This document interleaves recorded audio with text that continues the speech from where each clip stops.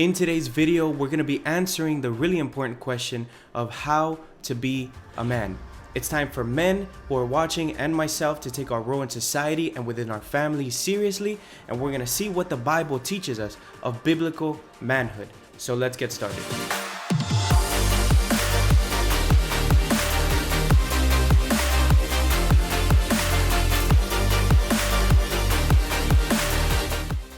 God bless you, God's people. My name is Gene, and you're watching After God's Own Heart, where our vision and our mission is to become men and women who are constantly pursuing God's presence, so we too can be called a people after God's own heart.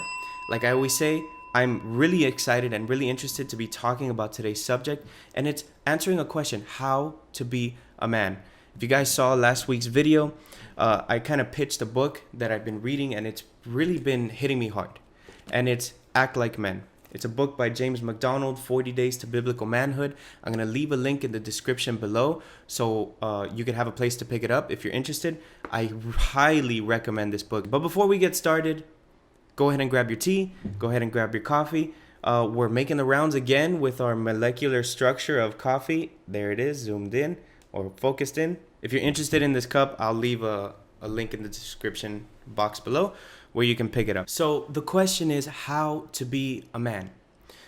To answer this question, we need to see our society around us. What is the role of man according to society? How are men portrayed in society? While I was reading this book and while I was paralleling it with the Bible, I started thinking of how far off manhood deviated. It's almost as if masculinity is something that's bad. And I started thinking, what is going on? What can society show me that represents manhood today?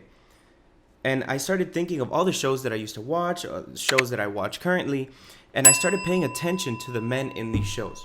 The Simpsons is a classic one. Homer Simpson. What are the qualities of Homer Simpson? And I'm sorry I'm bashing on Homer, but Homer's a good-hearted guy, but what are his characteristics? He passes the free time drinking. He's always sitting on the couch, and he's always shown strangling Bart when he's stressed out. We have Peter Griffin, Family Guy. Peter Griffin is dumb. He's not all there. He has to let his wife make the decisions, the conscious decisions. He lets his children govern him, and he's just wasted space. It's like he's the dumb one. That's Peter Griffin. Then we have Al Bundy from Married with Children. Talk about a throwback. But you always see him plopped on the couch watching football with his hands in his pants while his wife is vacuuming, while his children are running around doing whatever they want to do, and he's a cynic. It's a funny show, don't get me wrong, but this is what society portrays men as: lazy, stubborn, dumb, wasted space, not involved in their house, not involved in their children's life. But that's not what God has called us to do. So how do we answer this question? How to be a man? Me being me, I Google everything. I went ahead and Googled how to be a man because I was curious to see what came up. And I like what this one link took me to. It divided manhood into 4 sections. These results are kind of funny, but some of them are really good. So the first section is mind. A man has to be self-aware. A man has to be knowledgeable. A man needs to know the bro code, which, okay. A man needs to let go of self-destructive behavior. In body, a man needs to be clean, shaved, athletic, which clearly I am not, free of addictions. In spirit, a man needs to be moral. He needs to be ambitious.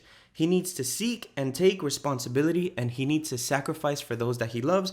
And finally, in love, a man needs to be a gentleman. A man needs to be respectful, and this is funny too. A man needs to be mysterious. But I want to read to you what 1 Corinthians chapter 16, verse 13 and 14 says. It says, "Be watchful, stand firm in the faith, act like men, be strong. Let all you do be done in love." I think the first step in answering this question of how to be a man, we find it in the first part of 1 Corinthians 16, 13, and 14. Be watchful. Watchful within ourselves, what's going on with ourselves, our mind, our spirit, our soul, our bodies, everything. We need to be watchful within our families, what's going on in our family structure. And we need to be watchful in society. Whether or not you take literally the story of Adam and Eve in the book of Genesis, it's an interesting story. We see that God creates Adam, the first man, and then God takes a rib from Adam to create his wife, Eve. Their job was to be the administrators of God's creation on earth, right? But something happens where Adam is absent.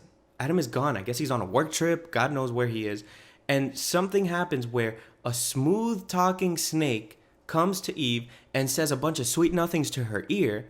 She grabs the fruit, eats from it, and then when her husband comes back, she offers him that fruit.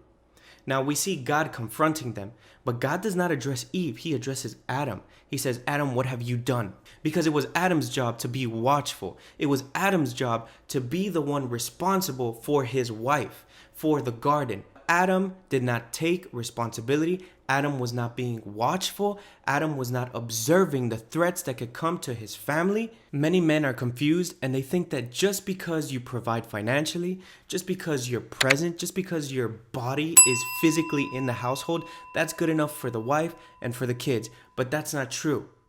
We need to be watchful and we need to play an active role in filtering in what comes into our house, what comes into our relationship, what our children are listening to. We need to be mindful and watch. It's your job as a man to be vigilant of those snakes that can come in and destroy what you are building.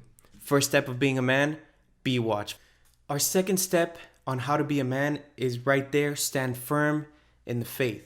I'm a big believer that every relationship that we have is a direct reflection of our relationship with God.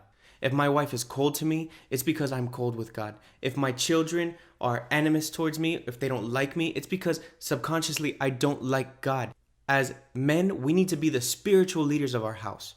We need to be the ones standing firm in our faith. And this has to do with integrity. And I've heard this a lot in the church. My mom and my dad are not the same people at church than at home. We need to stay firm in the faith. If we believe outside, we need to believe inside. Our children and our family needs to see that we are consistent in our faith. And us men, we need to be the leaders that guide our family in faith. The next step here, it says act like men. Other versions say be courageous. So what is courage? A lot of people think courage is fearlessness, not being afraid, but that's wrong. True courage is when you face fear and you choose to push forward. You're not a coward. When things are uncertain, you push and you lead your family forward. That is called being a man. Despite of trouble, despite of fear, you push forward to achieve a goal.